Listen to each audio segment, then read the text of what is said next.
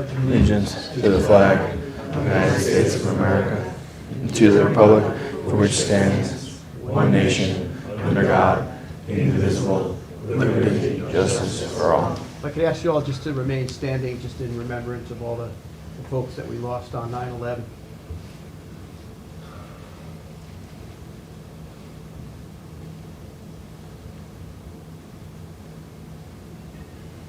Thank you very much, folks.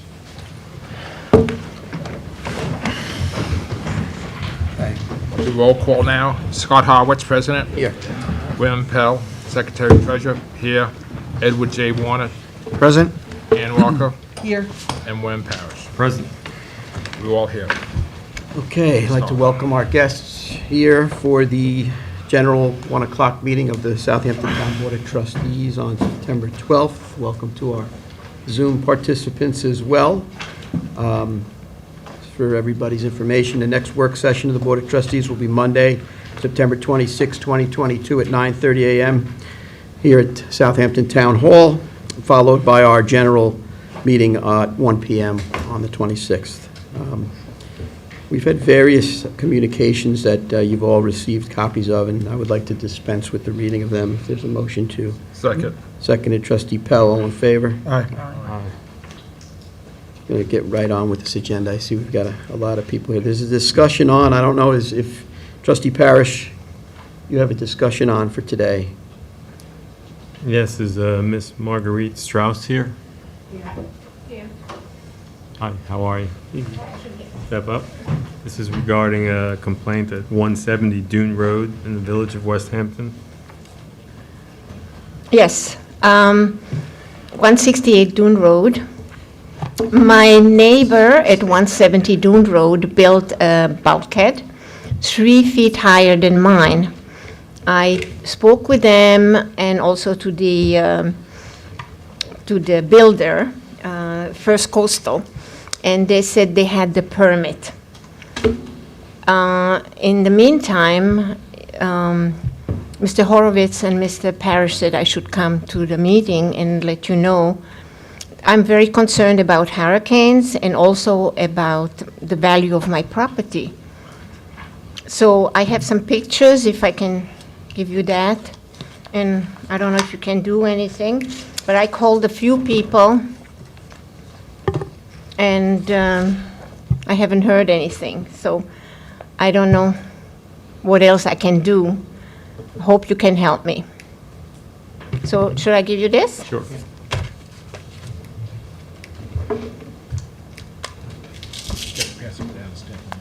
Yeah, they got to be standing. Yeah, they got to all be standing. Oh, I see. I see. All right, so Trustee Parrish, this is a case where there's no permit from the Board of Trustees. You've researched this. There's no permit from the trustees, and it seems to be a lingering problem in the West Hampton area that work is being done on our bay bottoms without a permit, and treated wood is being used as well on top of that. Right, so this is Honeypot Bay, which is owned bottom lands of the Board of Trustees. West Hampton Village is letting us No, but if you email it from here, email it. Well, Do they use the water, the fish water quality fund? oh, of course, they've done fabulous projects. And They have they're to, doing a great job in the village of West Hampton Beach. but they promote this at the same time? I don't, They're all the same. Here, the treated wood is used on this project as well. Someone comes down to do that, gonna take the HDMI. yeah, that's our bay bottom.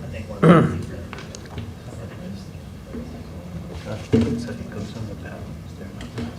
you get one? There was only 4. Give one to Mark.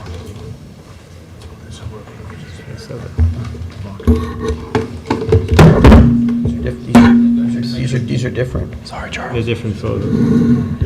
There's two different boxes. That's a big, you see this? Yes. You have two different, you have them? Yeah, we got the same. I'd like to thank you for bringing this to the board's attention. I guess what we're going to have to do is take a hard look at this and figure out what it is that we have to do, or what we can do, to make sure that people come to us for permits so that the projects are done to specifications of the Blue Book, where we require certain elevations, or we require certain materials to be utilized, and, everybody has to work together on these things. That's why there are several layers of regulatory authorities that have to opine on these projects. I'm sorry that you're going through this. Can we have our lawyer weigh on this? You filed an SOS on this, right? A Southampton Online Solution and a complaint online? No. Did you see that? I didn't see an SOS. She contacted us directly with a, I the think complaint. that's a good first step, right? Well, I think that she's made it, I mean, she's here in a public meeting bringing it to our attention, Second so I step. think that's, pretty much, Hey, Mark, do you want to weigh in this? I'm here too, by the way. I had worked for Marguerite back in 2000 and, I don't have the dates. Can you state your 18. name, please, for the record, Gina? This is Agina Rigdon, DKR Shores. Go ahead, Regina. Go ahead, You want to Regina. add to this discussion? Well, yeah, she contacted me. I don't have the dates in front of me. It is, I'm sorry, April 22nd. And I told her to call the Bay Constable, which she did. And I don't know if any violations were issued. She sent me photographs in my email, which were a travesty. I mean, the other bulkhead is like 2 feet or more higher than hers. I had gotten Marguerite bulkhead permits back in 2018 to reconstruct her bulkhead, same height. She received a certificate of compliance on December 3rd of 19, which I have. I couldn't go downstairs to get the whole file because I kind of broke my right ankle. So hence I'm not there today. I apologize. But I wanted to speak on her behalf because this kind of thing simply should not happen. This is, yeah, it's in West Hampton Beach, but that's town of Southampton. That's town of Southampton Bay Bottom. That's your waters, that's your regulatory authority, and this thing should not be able to happen. Bay Constable, I hope someone issued a violation. I hope that they make that bulkhead get as-built permits, be reconstructed at the same height as Mrs. Strauss's bulkhead, so it does not impair her property. We just planted all of the native species after we did her bulkhead. It's a beautiful restoration. They're being compromised now because the water is being run off and directed into her property. So, yeah, I do hope someone has followed up and issued a violation and in order to do something about this. Who are the vendors that were used for the 170 Dune Road project, if you know? I believe it was First Coastal, not that I want to throw anybody under the bus, but that information only came from Marguerite after she had inquired about the project after it was completed. I believe she spoke with them when they were on site. The work was done during the winter, so when I came out, I saw the bulkhead. Did you speak to anyone from First Coastal? Yeah, he was there, and he said, no, we got the permits, everything is... And I said, what's going to happen if the water comes, to my property? And he said, don't worry. So, I don't know. And my bulkhead is only 3 years old. I had it, like she said. Yeah, correctly, the right way. Yeah. There's also a gap. Not even... And there's a gap, that's No. right. None She's of compromising her new plantings and her bulkhead and her property even further. Like, something really needs to be done. We're in hurricane season. And they did not put a return to hold the water back. There's no return, exactly. It's ridiculous. All right, so this is an issue that we're gonna have to deal with this. Anybody else here that needs to decide? You represent, no. Nobody else is here to speak on this application, or, not application, but It's just- situation? Situation, I don't know what can be done. All right, so Does Mark want to say anything? and Mark, you have any, we're gonna have to look into this. You have any idea? We will have to look into it with an eye towards a possible notice violation. discuss some other things possibly during exec. I'll have to look into it further, too. Is this something that we should be discussing further in executive, or can I make a statement? I would advise exec, since we're still Okay. working out some things. Well, I'm going to make a short statement. Mr. House, my name's Ed Warner. I've been on the board a little over 16 years, and in the time I've been on here, we've done probably 24 or more permit applications in the Moneyborg area. I grew up there back in the 60s and 70s. I'm a commercial clamor fisherman, and I'm very familiar with the waterway. It's always been town trustees, underwater lands, and prior to my tenure on the board, my father served on this board for 26 years, and I remember them having multiple conversations with Scott Strow and some of the other, Tom Lewinsky, about the other projects that were done in the Moneyborg Bay area. And I know it's something that an attorney has given, I believe, erroneous information as far as their jurisdiction. It's something that I think that we're going to have to take in a different direction, and I don't want to say too much because I feel this is going to end up in some type of litigation. But we are going to go and pursue this.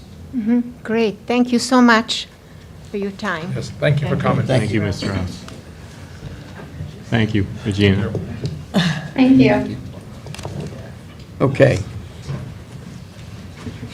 Going to move into public hearings. We have a notice of public hearing on for 7 Bayberry Cove Lane in Shinnecock Hills, application for replacement of bulkhead and shoreline protection project. We'll make a motion to open a public. Second. Seconded, Trustee Bell, all in favor? Aye. Okay.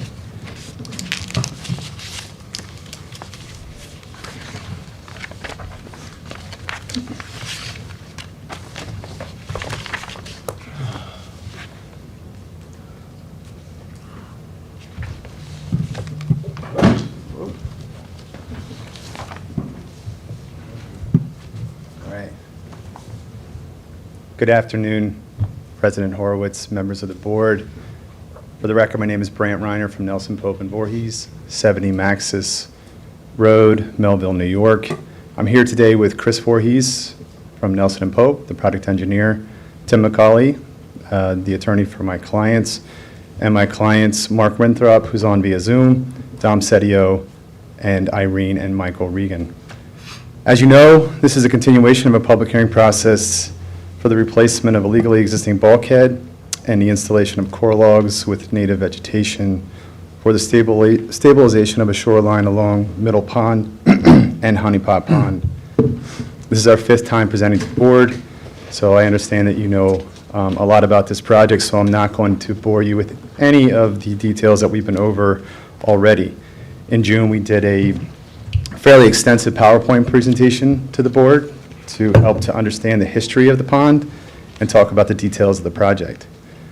During the August 15th public hearing for this project, the board received an aerial imagery assessment of Honeypot Pond that was prepared by Applied Coastal Research and Engineering, dated August 12th, 2020. Our office and Nelson & Pope prepared a detailed response to Applied Engineering's analysis, which we emailed to the trustees on September 9th. They also have hard copies to submit today, which again, they're exactly consistent with what was submitted.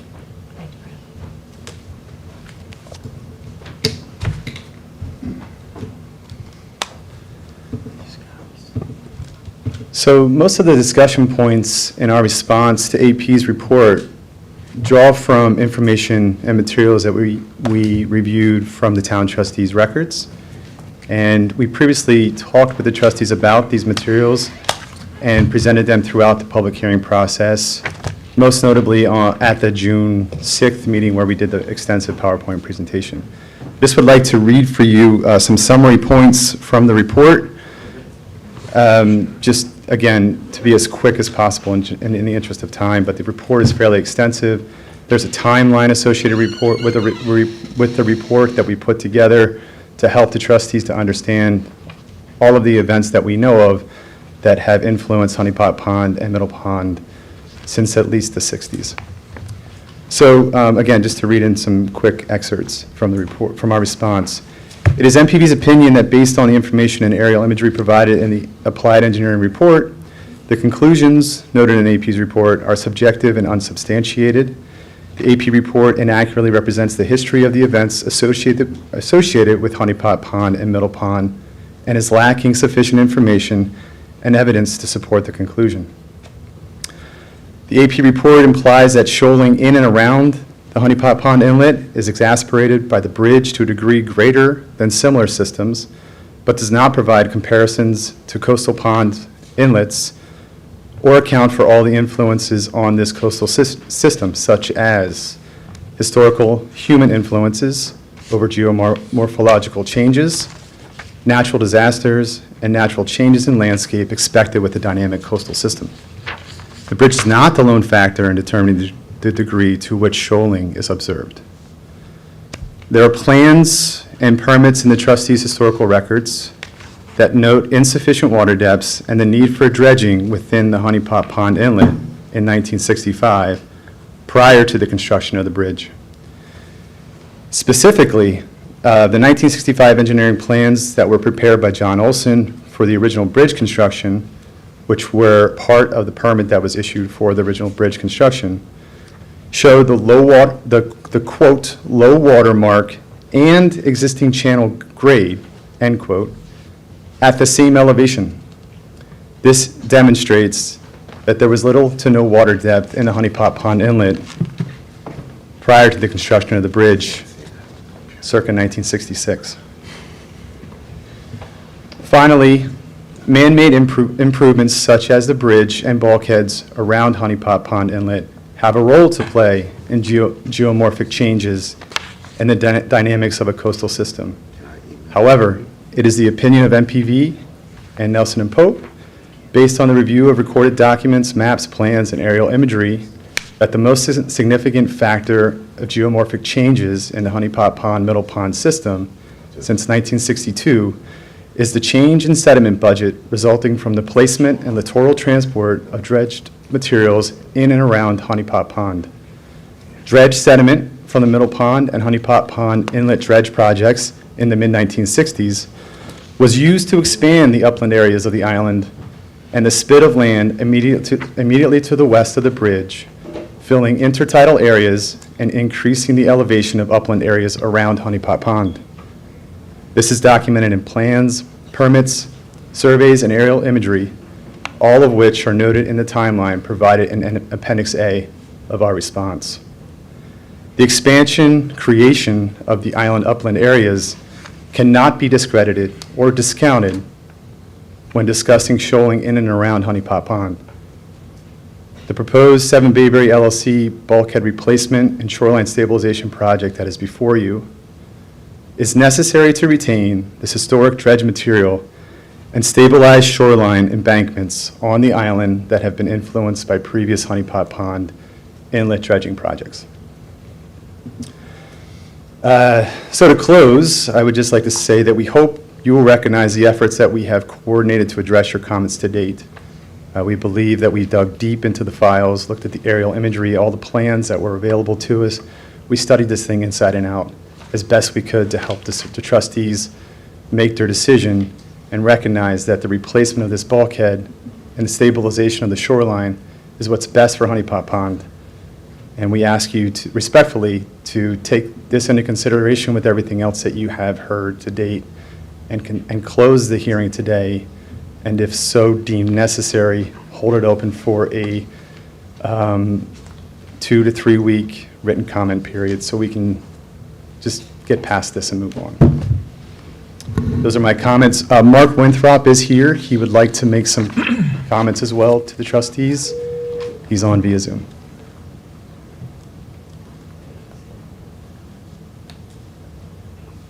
Mark, can you hear us? He's coming on now. Thank you, Brent. Thank you.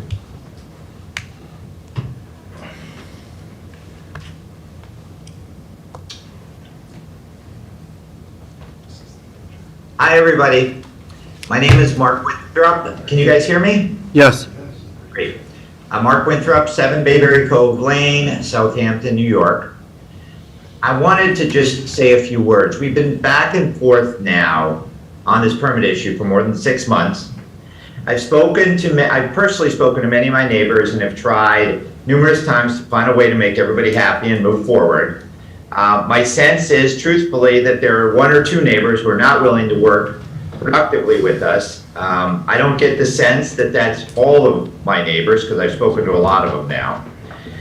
We as a group can't take responsibility for nature moving sediment around ponds. We don't feel that we should have any different responsibility to take care of the pond than any other neighbor. But the presence of the bridge, in my opinion, might be one of the things keeping the water flowing in and out of the pond. But that doesn't really matter. We're where we are, and we should work together going forward, and this project is a good project. Our plan to repair the bulkhead has always included additional work on our part at our expense, meaning myself and the 3 neighbors, to provide these core logs, which will prevent naturally occurring erosion of the bank into the pond. No one asked us to do this before. We've not asked anybody else for money to help us, and it is certainly not a requirement of this permit. But we do believe that it'll protect our mutual environment, and we're doing our part. This element of preventing erosion is not something we're doing because we feel it has been caused by the bridge or anything besides nature. It's simply us stepping up to the table and doing what we can for our neighborhood. Finally, I'd like to note that although I've reached out to multiple neighbors on multiple times, nobody has reached out to me to find a solution except in response to my outbound calls or texts. After the last meeting, for instance, we repeatedly heard about the noise from the bridge, and we didn't argue with anybody. My neighbor Dom simply had it repaired, and it's done now, and it was done within a few weeks. My point is, there's a much better way to address neighborhood issues than repeatedly speaking to the coming to trustee meetings and hiring litigators. My phone number is 917-592-2103. Anybody and everybody is welcome to send me a text or give me a call to address any neighborhood issues, and I'll do my best to be a good neighbor.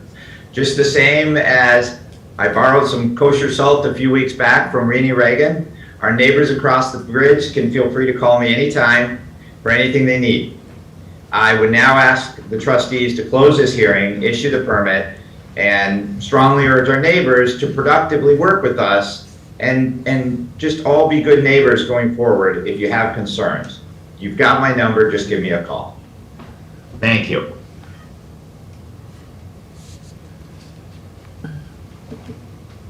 Okay, is anybody else here that's interested to speak on your behalf for this public hearing? Not right now. Not right now? Okay. Is there anybody else that wishes to, Yes, good afternoon.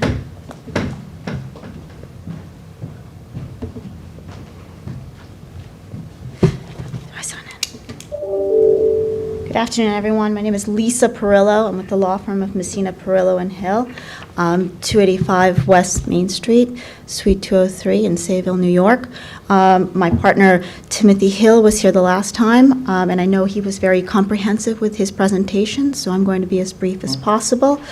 Just to reiterate, we represent some of the homeowners that are concerned with this application and its impact on the pond, specifically for the record, those property owners at 30, 34, 38, 42, 44, 48, 50, 54, 56, 66 Far Pond Road, and also at 2 and 4 Bayberry Cove Lane. First and foremost, I'd like to say that although we've been here a couple of times and we've presented to you, we haven't received a copy of this most recent response by Nelson and Pope and Voorhees, and we have not seen what the analysis states. We'd like the opportunity to have a copy and to review it and to submit something in writing if warranted.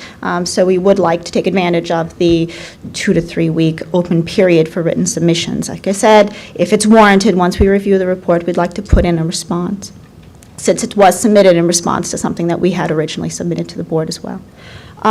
Just to touch on what was discussed last time, I'd like to submit and make part of the record a letter to the board, which is very succinct, it's a short letter, which expands upon the language of Section 49E of the code and the interpretation of same and the authority that that gives to the board. Can I hand that letter up? Yes. Yes. I've only got 3 copies, I apologize. Thank you. You want 3 copies? Yes, please. Okay, let me grab them.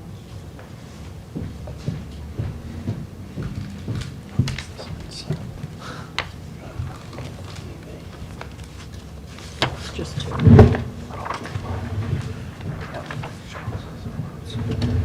Thanks. That's okay. If any other copies are required, I'm happy to email them and send you additional ones.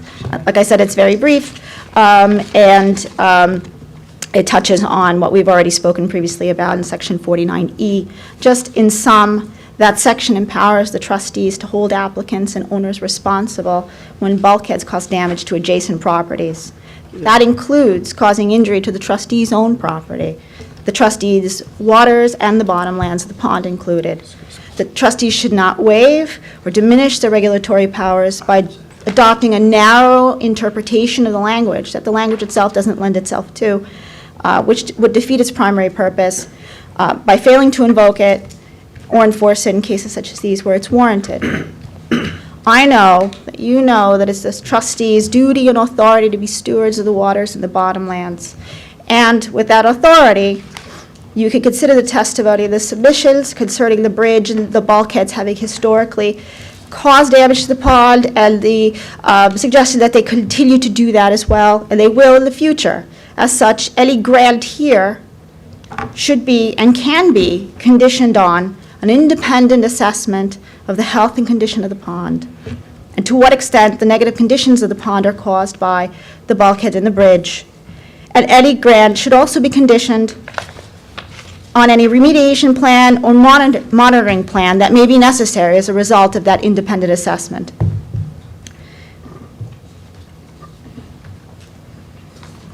That's the way that the trustees can balance the need for private property owners to have bulkheads to protect their property and the need to protect the bottomlands and the waters. And like I said, I'm going to be very brief. I know that some of the homeowners are here to speak to you. They have prepared a written submission. I have copies of that as well for you here, which I would like to hand up and make part of the record. They're going to be referring to it. It's a written submission, and there are photographs included. It gives a chronology of matters they deem important to this application that you should be aware of, an explanation of a little bit of the history, an itemization of their important issues. It addresses and answers some of the testimony that's been provided in prior hearings, and it also sets forth 6 points that they believe are necessary if a permit is issued here that you should include as conditions. Now, they'll go through them with you, but I will hand this up, if I may, make it part of the record. Please. You have 1 copy? I have 1 copy of the Okay. entire document. I have various copies of the written portion, and then 1 set of the photographs. I'm happy to give it all to you.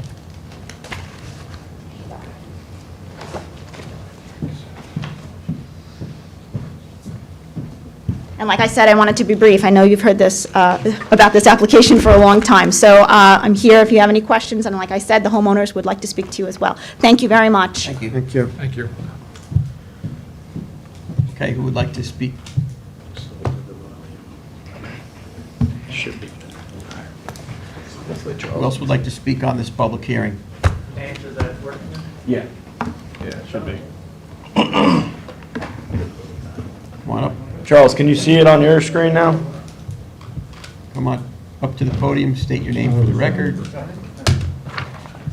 Address the board. You need the video or? Yeah.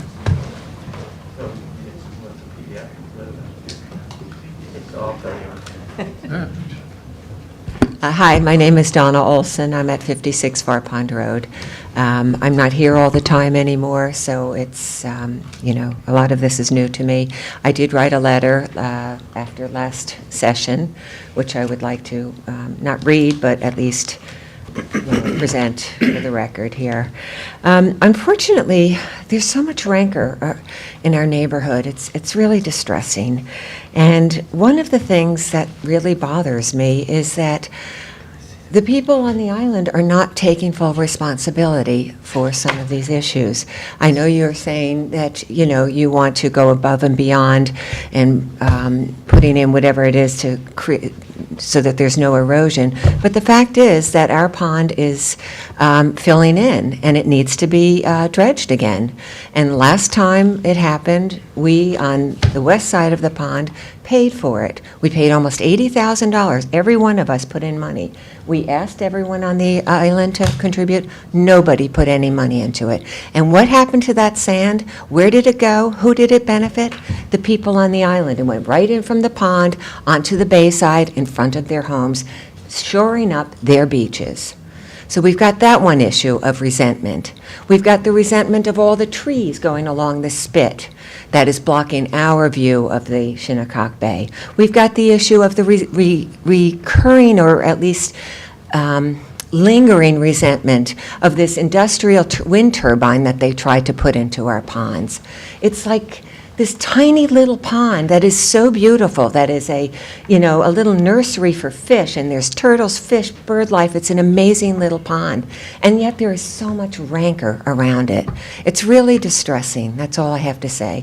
And I think that everyone has to put into it. Everyone has to put into the funding for the next dredging project, and in my opinion, they should put it in this time. We put it in last time, and then going forward after that, we create this kind of community project. I personally I know there's been outreach. I've not heard from anyone. I personally have written to the people on the island. I can show my letters. This is from a couple of years ago, but I never heard back. So, let's try to at least create something where there isn't so much anger and rancor. And that's my thought for the day.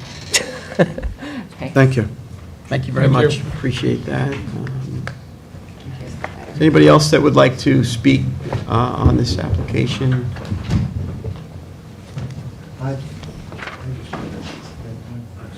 You mind if he makes it? In the audience, let the neighbors speak first. Good. Yeah, I was going to let everybody speak, and then, we'll speak, but, yeah.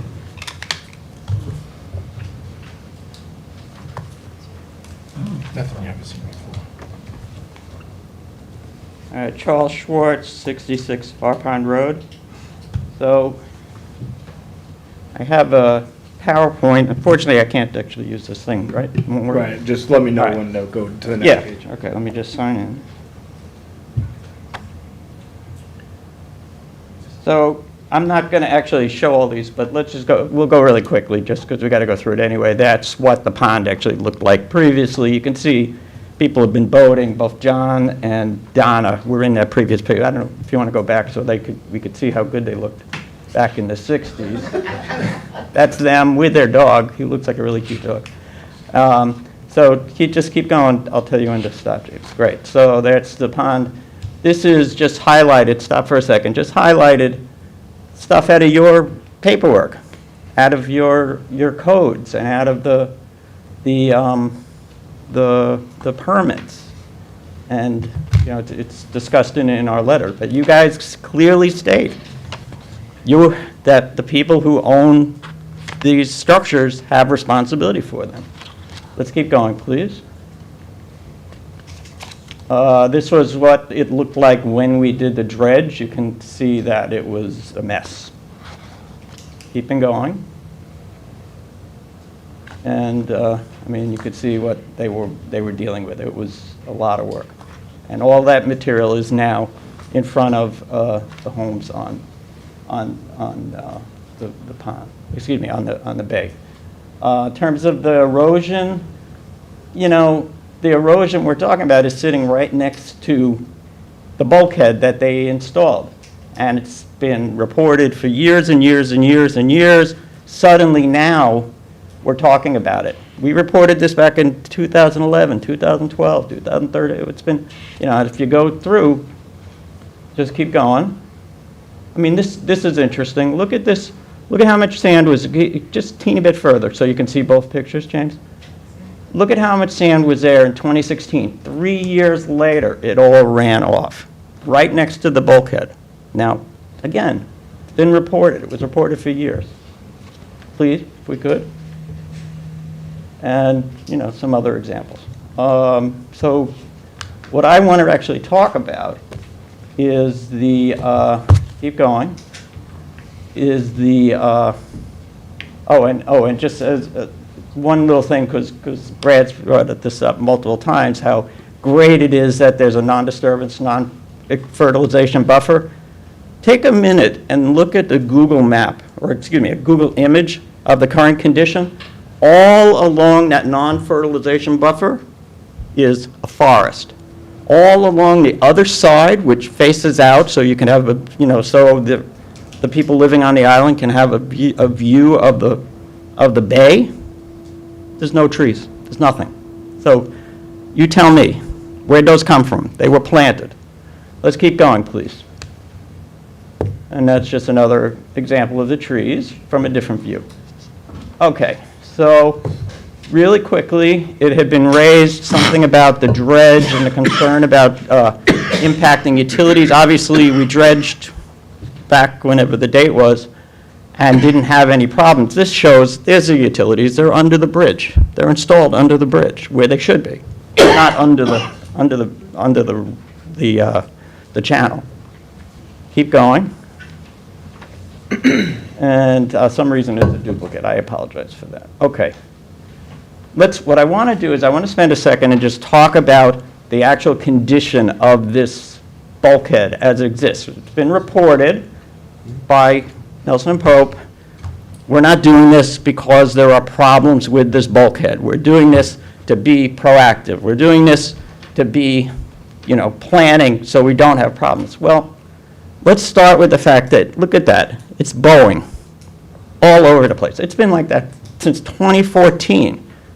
So it's not a new problem, and it's just been getting worse. Let's keep going, please. So it's been buckling. There were some questions, I guess, Ed, you had said about the clarity of the water. That just shows you it's kind of murky and milky. That's a technical term, by the way. Now, here's some actual pictures. Bill, if you recall, you had stated you had gone and looked at the bulkhead. Did you see any of this? There's holes in the bulkhead. Look, right there. There's a hole. Keep going, please. There's another hole. These are all on the south side. There's similar issues on the north side. Keep going, please. And some more holes. And some holes that are dropping sediment. And finally, another hole that's dropping sediment. So our whole conversation is there's no real analysis of what the current condition is and what's happened. Has a lot of sediment fallen from behind? I mean, obviously they're not going to probably know until after they pull that stuff. But there's an awful lot of sediment all over that pond still. And, that's why we're asking for someone to do an analysis of current conditions. I'm trying to remember what else was there, James. So and now it's just pictures of the, so here's a perfect example of right in front of where, well, I broke it. Oh. Right in front of the bulkhead we're talking about. There's a big pile of sand. So this is, I really am not convinced that we're just doing this. I think it's more like we've got a problem and we need to address it. So at least tell the truth and let's really talk about what's going on here. If there are real problems with this, it has to be treated and it has to be presented as what it is, not we're just going to do it because we're good stewards. We're doing it because we've got a problem, we being them, have a problem with their structure. So thank you. Okay. Who else wants to speak on the public hearing? Kelly, you had something you wanted to say? Well, I don't know if that's it, but I know you wanted to speak before, so. Well, no, I'm just trying to Okay. tie it up. All right. Somebody else is coming up.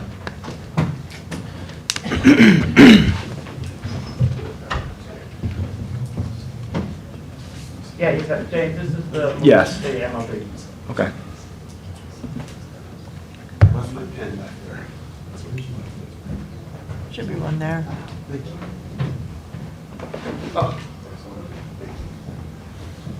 I'm Pete Hunsinger. We live at 2 Bayberry Cove.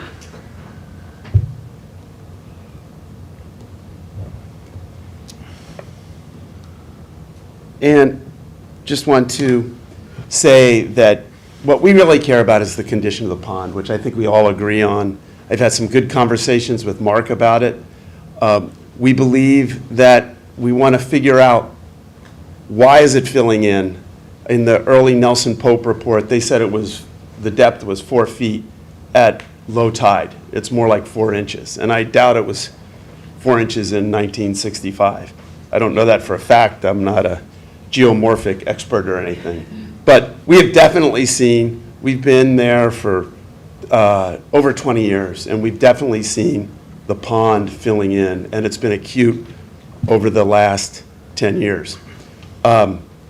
We want to work it out. We believe we want to find out what's causing it, what can we do, to preserve the pond, get that understood, and a course of action before we start working on the bridges, which could create more of a problem. At the last meeting, I mentioned we've been living this for a while, that the bridge, when trucks would go over, which they're going over all the time, would make a big, huge impact. And again, I'm not an engineer, but that impact on the bridge had to be acting like a pile driver and driving the sand down and furthermore. We have and we thank you for Mark for fixing it. It's great. I don't know if there was a permit issued. We didn't see any posting for the work on the bridge, but it is definitely quieter now. But we thought we'd play a video of, if you can make sure the volume's there. Yeah. This was taken from about 335 feet away from 4 Bayberry Cove, and it just shows you, and it's the noise, which has been immediate, but it was really just that impact on the bridge that we think has been causing a lot of the problems that we're dealing with.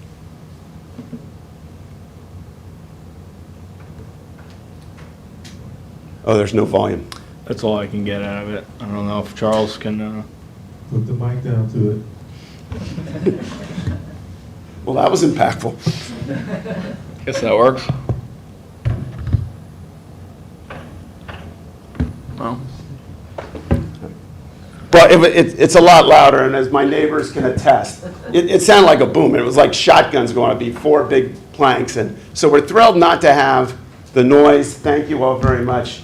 But it's the impact that we were worried about.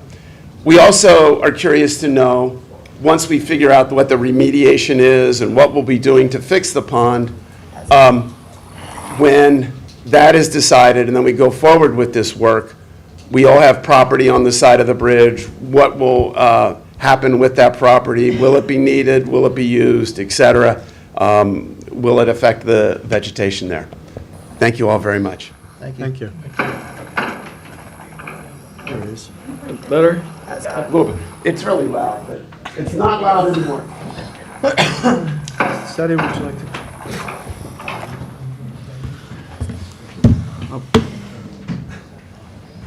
I'm sorry to catch it. That's all right. Didn't know you were coming up. John Olson, 56 Far Pond Road. Those pictures, you saw me in there. I can tell you, Mr. McCulley, there was never a bridge there prior to my father designing that bridge, okay? I was there in 1964. In the previous meeting, you said there was another bridge or some structure. No structure there. I used to take that boat out of there all the time. We had at least 4 feet, back in '64. I didn't say there was. Sir, you gotta address the board. Sorry, all right. Well, This is not for. he was on record saying that there I know, was but this is a public hearing, it's not for that purpose. I'm sorry. You address the board. I'm Thank- sorry. thank I you. just wanted to make that point. Listen, you got procedures, we want to follow them this way. Sorry. We don't want the resentment and all this in Okay. the meeting. I'm not going to Have take the up much neighborhood. time, because I do have a little resentment from some of Just the stay to the things facts. everybody has Just done. have to stay to the facts, that's what we're. Let's just address the Well, I board. just want to make my opinion that there was plenty of water there in 1964. There was at least 4 feet, because I'm the only person around here who's been going back and forth through that bridge. back then. My father designed it, I was there, there was plenty of water, so I just want to refute that. Everything else has been said, I can't say anymore. It'd be great if we could have some I don't know what you would call it, but if we could work together with these guys, it'd be great. That's all I have to say. Thank you. Thanks. Thank you. Thank you. Okay. Yes.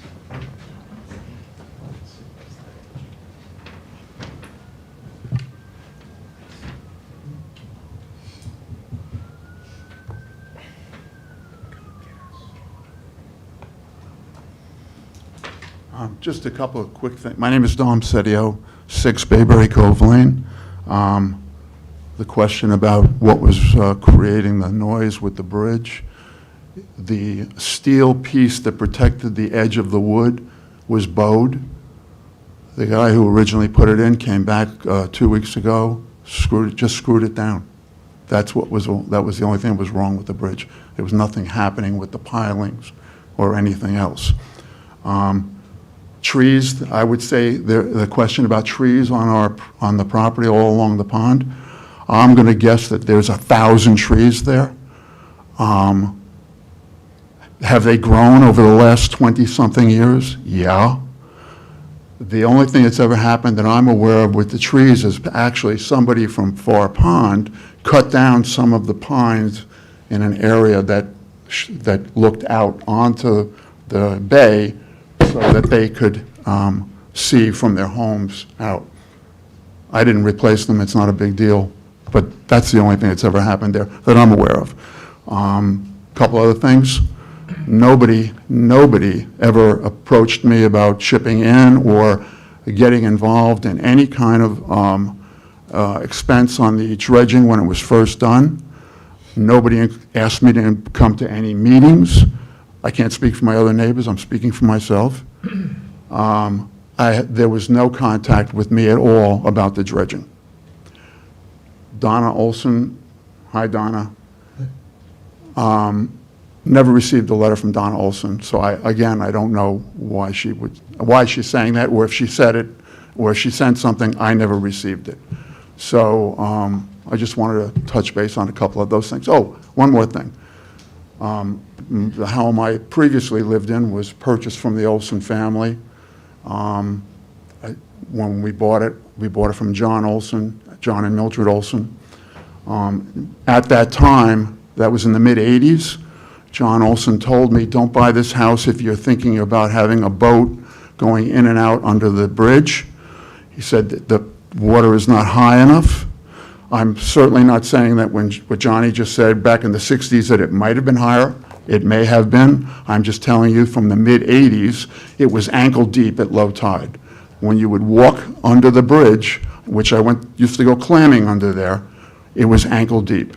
And like I said, John Olson warned me, don't buy this house if you think you're going to run a boat in and out unless it's at high tide. That's all I have to say. Thank you. Okay, I know somebody else wants to speak. Jill, you want to speak?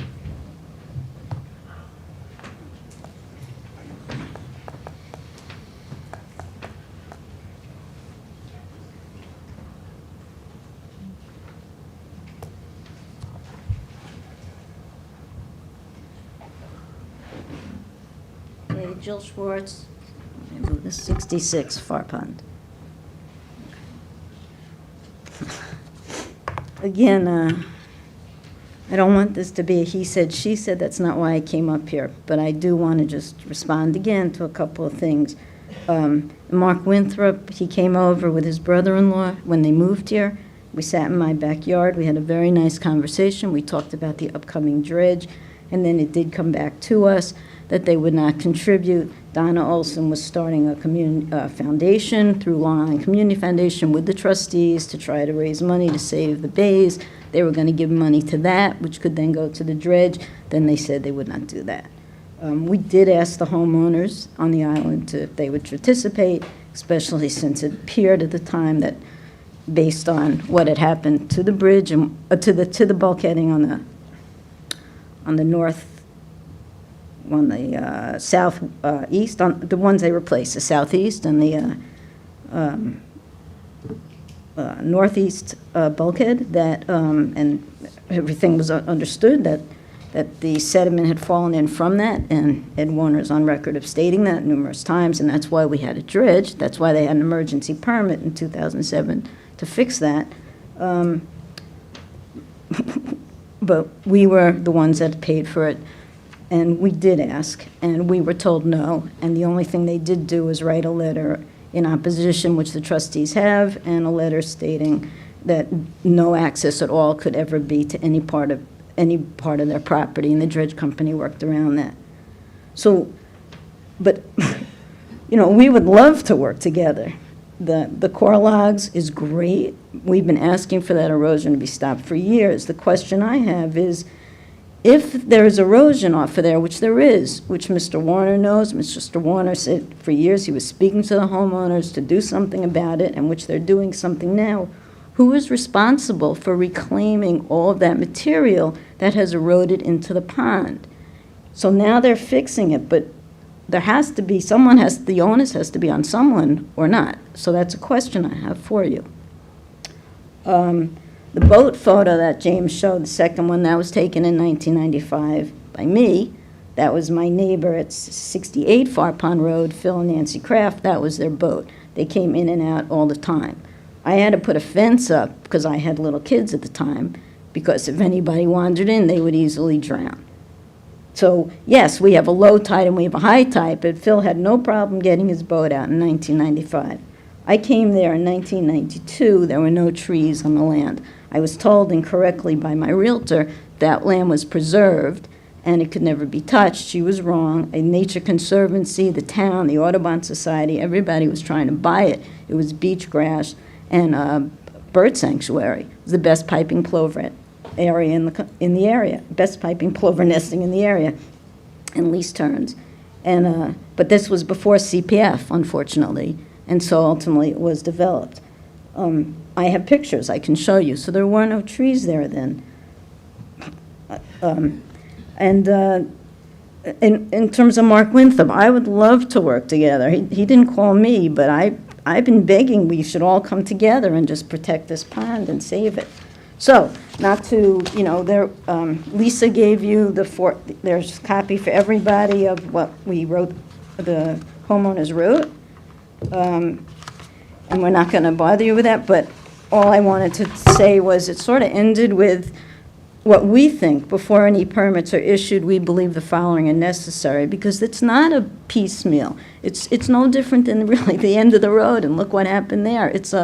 Everything has to be looked at. So our belief on the mainland side is that, one, independent experts need to be retained to do a complete analysis of the current state of the pond and to make recommendations for the course needed to be taken now and in the future to maintain a healthy state for Honeypot Pond. Two, independent engineers are retained to determine what, if any, damage the current bulkhead may have done to the pond in terms of sediment leakage. Maybe none. Maybe it's fine. Maybe those are just, small rotted areas that we see all over, but it's not causing damage. Maybe it is. How do we know? Three, independent engineers are retained to determine what, if any, damage vehicular traffic on the bridge has been doing to the pond. If Mr. Sedio is correct, then, maybe it's immaterial, and it's not. Maybe it still is, I don't know. Independent engineers and analysts to determine the feasibility of widening the bridge opening and the effects in so doing on the pond. I know Mark Winthrop stated that having the bridge in is enhanced, beneficial to the pond. I'm not sure I understand that because we've narrowed the opening, but if it's correct, then we'll find that out from an engineer. It's confusing to me, but I'm not an engineer, so. And five, determination of responsibility the applicant must take for past damage done to the pond from the applicant's prior bulkhead replacement that the mainland homeowners subsequently paid for to dredge, and from the existing bulkhead for which they are requesting replacement. Maybe no damage has been done from the existing bulkhead, but everything, this is the same terminology that was coming out of the last bulkhead replacement, and look what happened. And the last one is determination of responsibility that must be taken to maintain the health of the pond now and in the future, and what exact scientific measurements and quantifications are to be used to determine when actions need to be taken. Who should determine the parameters for when dredging and/or other maintenance and remediation is required? I don't think it should just be, well, the trustees say. I think that we have to look at science and, what analysis. How does one guarantee that responsibility will be taken when work is needed to ensure continual exchange of water into Honeypot Pond? Thank you. Thank you, Joe. All right. Who else would like to speak at the public hearing?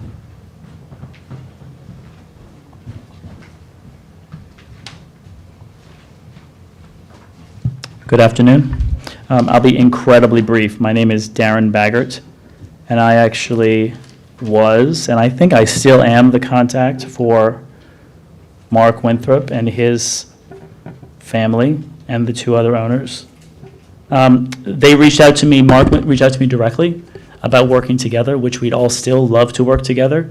The communication stopped when Mr. Winthrop and his representatives and lawyers sent us a letter stating they were willing to help, but they would only pay for 1/3 of any determined work that should ever happen at the pond. And you can hear the resentment, right? There was a dredge that the trustees approved. We paid for, they paid nothing. I don't know about the correspondence, but we paid 100%. We asked, your shoreline represents over 60% of Honeypot Pond. Anyone can look on the map, on Google Maps, and see. I think it's 66%. So therefore, at the very least, why would we not just, on a pro rata basis, pay for any work that needs to be done, which I think we do need to determine, and I ask the trustees to somehow come up with an independent way, so it's not finger pointing, Nelson Pope thinks this, our expert says this. I think the trustees should tell us what's appropriate. We don't know. I mean, we want to be good stewards of the pond, and we want to have that communication, but it stopped when they simply said, everyone should agree we'll pay no more than 1/3 of any work ever in perpetuity in the future, and everyone else has to pay for the rest. And that really hurt people on the mainland, because that's not being good stewards. We'll have a great discussion. Mr. Winthrop seems like an incredible guy, very smart, very well-spoken, but the idea that they would only contribute 1/3 to their 60% of frontage of Honeypot Pond seemed ludicrous. Even on the last dredge that we paid 100%, there was no acknowledgement. They don't want to look past, but everyone here is talking about the past. So, happy to have Mark give me a call. Nice guy, happy to talk again, but we can't just talk about the financial ramifications. What's happening with the pond? What's the analysis? And that discussion seems like it really hasn't continued, so that's all. Thank you very much. Thank you. Oh, thank you. Is there anybody else that's sitting out in the backfield there that wants to speak? I know Mr. McCulley wants to speak, right? So you're going to speak. Just really quick. Is there anybody else in the back that wants to speak? No. Mr. Reiner. Thank you. I'm not going to belabor any more points, just clarifications. MPV and Nelson and Pope did an extensive study on this pond and Honeypot Pond and Middle Pond, and the information we presented to you, we believe, is factual. It's based upon information that is black and white, taken right out of the trustees' files, colored aerial imagery, and again, we'd ask the trustees to take into consideration that what we have demonstrated to you is factual. I do want to recall one more time, the importance of looking at 1965. You know, the pond, according to John Olson's engineering plans, the inlet of that pond had a channel with no water in it. The low water mark and the channel grade were exactly the same prior to the bridge being constructed. That is an important point for the trustees to take into consideration. And then also the introduction of the massive amount, over 100,000 cubic yards of dredge material that was placed on the island and around Honeypot Pond as a result of the middle pond and then the subsequent Honeypot Pond inlet dredging. So the Honeypot Pond inlet was dredged in the 60s based upon a permit that was issued by the trustees and subsequent to that or around that time, the bridge was constructed. So in fact, to say that the bridge is causing the shoaling or is somehow exasperating the actual impacts on Honeypot Pond is unfounded. It's simply hearsay. What I'm asking you to consider is the facts behind this, that there was a pond in a certain condition prior to the bridge being constructed that had an inlet with little to no water depth in it prior to the bridge being constructed. So that being said, again, I'd ask the trustees to understand that there is a massive record for you to go through, materials that I believe outline the facts behind the case submitted by our office, and please take that into consideration when issuing your decision on this project. Now, I'll let Tim. Brent, can I have one question for you, please? Sure. I know there was some erosion when they did the face of the bridge, pilings and bulkhead replacement under the bridge.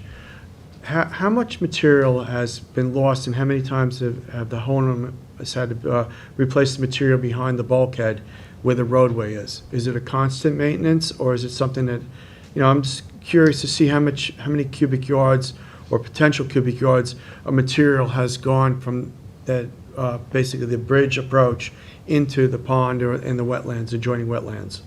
So would you be speaking on the far pond side of the bridge? I'm talking about both sides of the bridge, the south and the north side.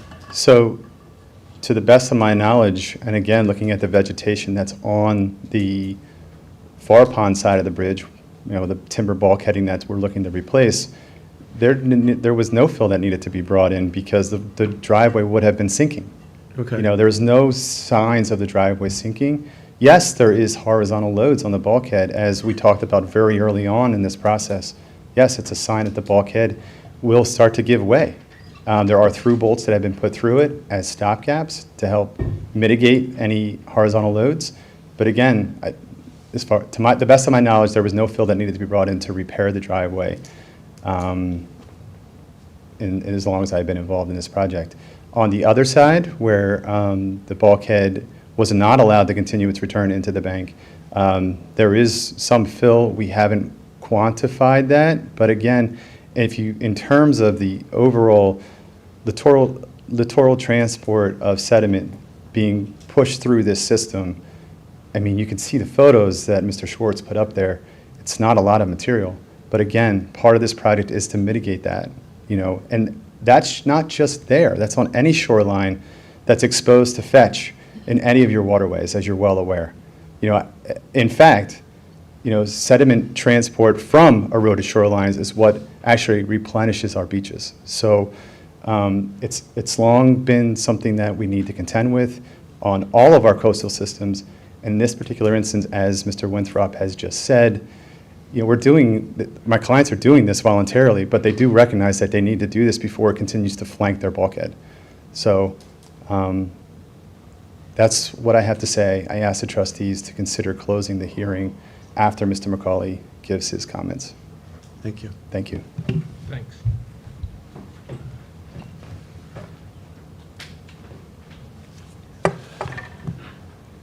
Good afternoon, Mr. President, members of the board. Timothy S. McCulley, 41 Meeting House Lane, Southampton, representing the applicants. I'm not going to comment on any of the testimony except for the testimony of Mr. Olson, who stated that I said something about what water was there in 1964. That's not what I said. I said I was there in 1987, and there was very little water under the bridge that existed at that time. I have no knowledge of 1964, although I know this board granted a permit to Rossjohn and the Roscoes to dredge the pond at that time. I just want to point out to the board that these hearings have gone on and on and on. There's a lot of hearsay, a lot of conjecture. They've had more than an ample opportunity to present their case.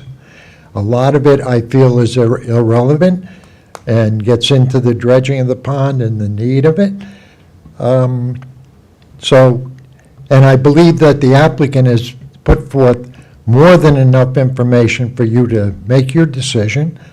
So I'm asking this board emphatically to close the public portion of this hearing, subject to written comments, that being their opportunity to answer what's in the MPV report that was given to you this week, and our opportunity to respond to whatever material was handed up, because we haven't seen that.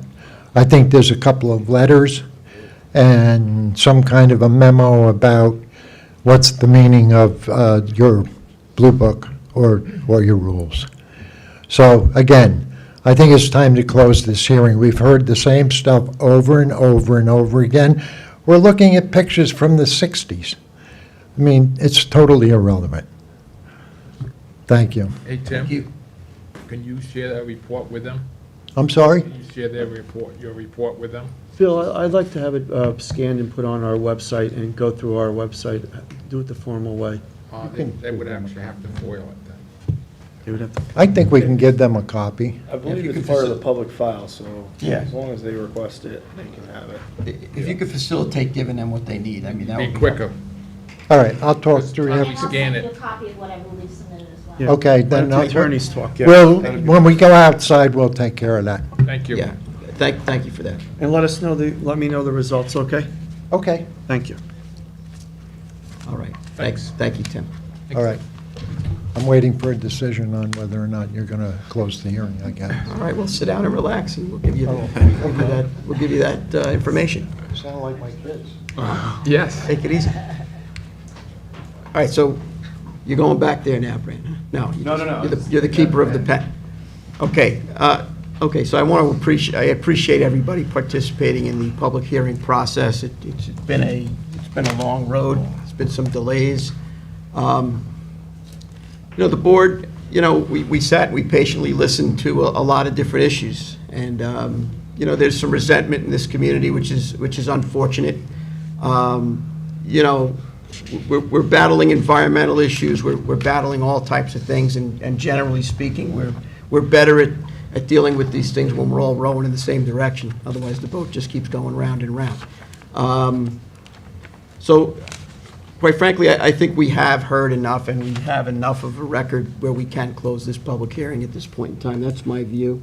And I certainly think, to Mr. Reiner's point, I think a 3-week public hearing, public written comment period, I think is in order for any additional information to come in.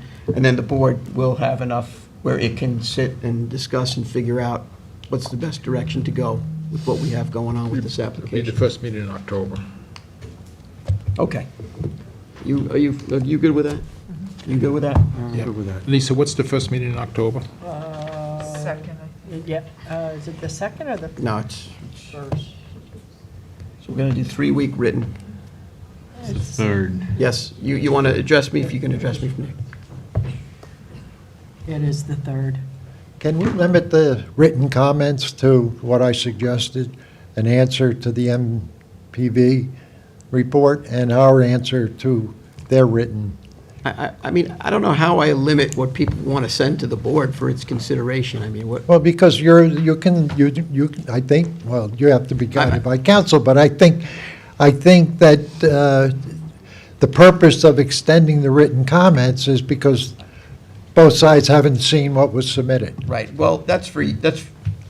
I don't know what you want to weigh in on. Otherwise, what happens is it'll go on and on and on, and somebody could submit a whole new report on the last day of the comment period. I don't know how I will tell the public what they can and cannot advise the board of what their concerns are relative to. I mean, Mark, I don't know if you want to weigh in on that, but.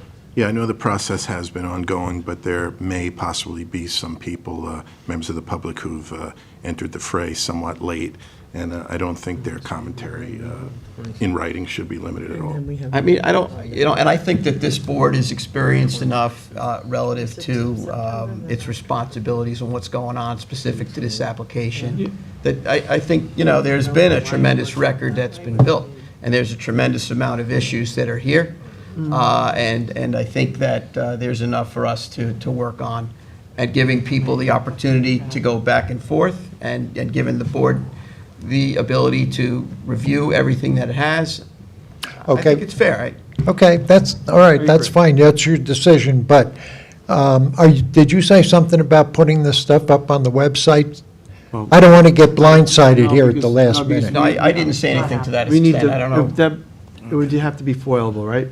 Yeah, I'm not sure you, Okay, no, I was just offering that, but from what I understand from, am I correct? It needs to be foiled. Well, can Lisa at least let us know if something comes in? Yeah, I mean, she can let you. we'll check every day. We'll check every day. Look, I think that, based on sitting and listening to this over the course of time, and, I understand, neighborhoods have interesting dynamics. I've been a homeowners association president for heading for 3 decades, okay?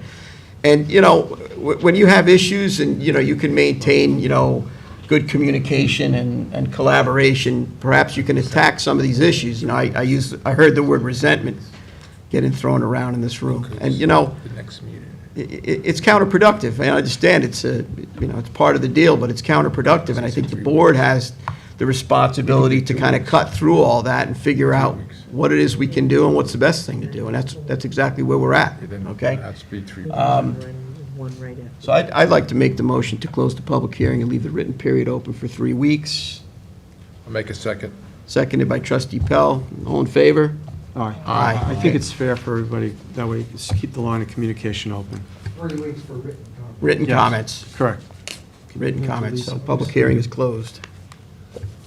Okay, thank you all Thank you. for participating. I will ask you as you exit, I know everybody's very spirited in their conversation, if you could move it down the hall or downstairs so we can go on with our meeting. That's for the office. That would be great. Is that yours? Yes, I give mine in. Didn't you get the blue one? Okay. You got the blue one, I took the green one. Somehow, Bill, the calendar worked where the 26th and then the following week is the next. We have meetings 2 weeks in a row, the 26th and October 3rd. Yeah, because of the holiday. I don't know. Yeah. Okay. Now, we're going to get into a portion of the meeting that's called public portion. It's for folks to address the board on, whatever issue it is that they have. We do have a busy agenda, so we're going to have to limit speaking on that. So if you could please be concise in what it is that you have to say.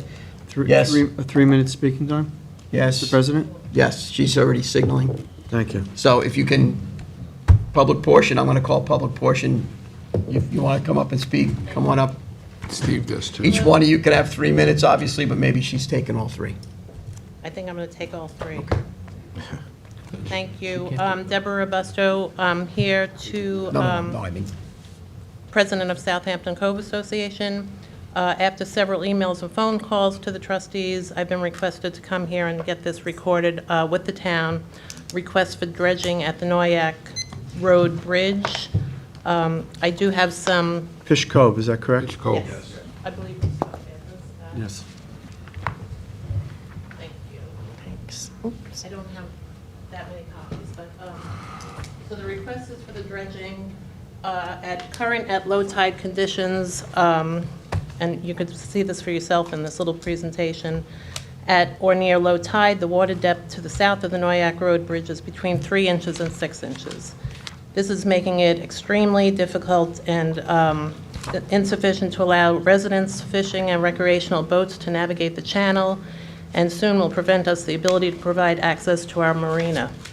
Homeowners have already suffered costs for repairs due to damage caused by running aground in the channel, and most importantly, the present conditions in this navigable waterway are a threat to the public safety to our boaters and community.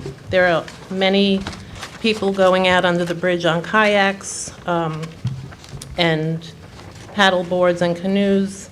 Several boats have gotten stuck during this process, so it really creates a hazard for everyone going in and out. Our marina does have kayaks, paddle boards, and canoes, so there's a lot going on there. Just for the environment. Keep the water flow going. Also, more than 190 households are affected. Southampton Cove owners have approximately 140 homes. Residents of Fish Cove Road are 15 homes, and the Narrows condominiums are 40 homes. Approximately 60 residents have signed the petition from Southampton Cove. This was very last minute because I didn't think we were able to get on the agenda so quickly. But I'm sure we could get everyone else to sign the petition, which we submitted. Dredging plan would like to be created and approved by the town trustees and/or state, town, county authorities having jurisdiction. We'd like this to please be completed by 2023. And the markings of the channels are all overflowed right now. They're knocked down, and the shoals are coming in quite a lot. It was dredged over 20 years ago. We have the permit that we had that for, and we also had a 10-year maintenance between 2000 and 2010, and we believe that was only produced once that was dredged. Also, there's a letter in there from back when, how many people, that it was already recorded in town, that the town trustees did this, that there was no financial burden to the association. Also, there's leaching for the flow of water coming off of Fish Cove Road. And, you know, it's a beautiful area. We'd like to keep the birds, the turtles, everything that's there, and to keep the water flowing in and out. It's really getting quite difficult for everyone. And again, the most important is, you know, the hazard of people getting in and out and the danger to people. Is there an active permit there? No. We No. would have to get a permit for it. Right, we know this is a long, arduous Yeah, but we can start. process. I think we need like a working group. It's your Yeah. area, trustee Yeah. Pell. So I think what we Me and should, Ed will do it. right, make sure you put all your information there. Okay. And then, you know. for- And we get together and with Ed, myself and you and Ed. and we Terrific. work on it. Thank you very much. So- And did you, Last dredging project, I wasn't on the board, but I remembered, it took about 5 or 6 years to basically accomplish. The contractor actually went in there the first time, and he broke down, so it only got partially done, and then he came back and did it again. We would need basically a deposition site, an area to deposit the material, surveys of shellfish, grain, there's a lot. Core samples. There's a Yeah. lot to We do. understand it'll be a process. Yeah. And also, the gentleman from the Narrows said that the dredge can go on to their beach, which is the town beach now. Across the It used to street. be the Yeah. old Square Island. Yeah, that was. Because they really want to restore that also. So we were working, you know, having conversations. That was the with them original also. deposition site, but that didn't belong to the town at the time. It belonged to Squaw Island when they did it Right. last time. I know, I was about, well, maybe this big Yeah. back then. I remember. I'd like to be that big back Yeah. then. But it's a process. We have your contact, and, you know, it's hiring, but it's looking at the project, you're probably looking at somewhere around a little over $100,000 to do the project. Right, which we, you know, Where the money's going to come from, that's another question, whether it's going to be creating a special taxation district on all the homes in the area, similar like they did Right. at North Sea Beach Colony to do the beach restoration and tax you guys so much money, you know, to get the money up front to be able to hire the contractor. But it's something that can be done. It's if the community's willing to, you know, work with us. okay, so you'll get in touch with us. I left Yes. my Yes. phone Yeah. number. Do you need my email also? Yeah, put all your information. Yeah, give it to Lisa, please. Yeah, There are mechanisms to do this, so, and we. Okay. we- Just we- takes a we've long done it. time. Just a Yeah. process. Shinnecock Shores did it on their That's right. canals. So, I mean, and we have Kathleen Murray, who's the town attorney, who's facilitated Yeah. her expertise at the North Sea Beach Colony. So, you know, we know how to do this, it's just, it's going to take time. There'll be more and more of it. And is there anything that we could do temporarily just to get those shoals up? I mean, it's just No one permits. area. We have to get permits. If there's no Dig? We permits, you- can't go in and dig? No, we go to prison. I know. All right. Oh. Even when we went and hand dug, we had to have a permit for that. I'm sure you Big did. Cox, we had to get a permit that Yes, said we could go yes. there with shovels and. All right, well, thank you for hearing us, and Okay. look forward to Thank you for coming. We'll be back to Bringing you. attention Thank you. to us. Okay. I see, we got Steve and Steve here. Come on up. Yes. All right, have a nice day. Thank you. Thank you.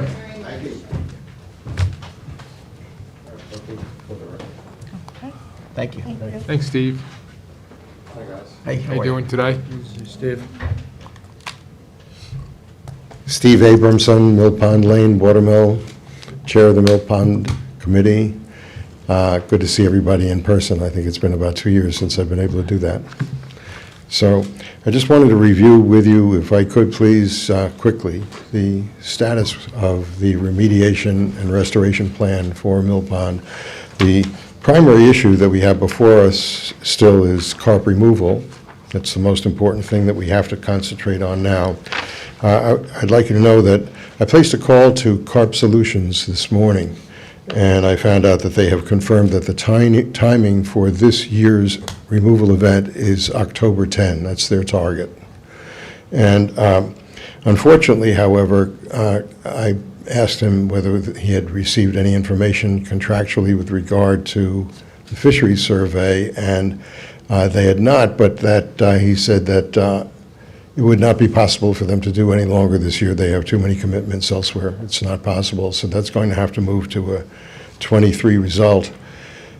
That's a very important thing for us to have. It's not going to set us back enormously by not having it this year.